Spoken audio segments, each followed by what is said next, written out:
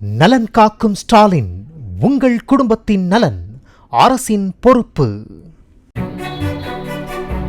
தமிழ்நாட்டில் 20 சுங்கச்சாவடிகளில் இன்று நள்ளிரவு 12 மணி முதல் கட்டண உயர்வு நடைமுறைக்கு வரவுள்ளது.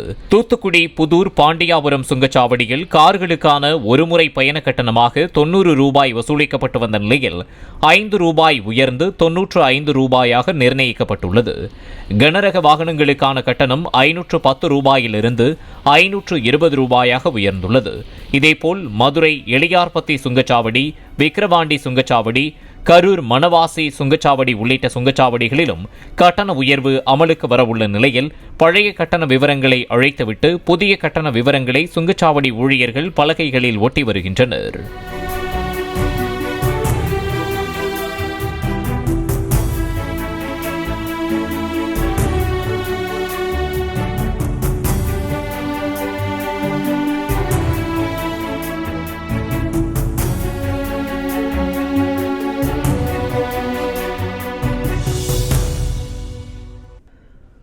நலன் காக்கும் ஸ்டாலின், உங்கள் குடும்பத்தின் நலன் அரசின் பொறுப்பு.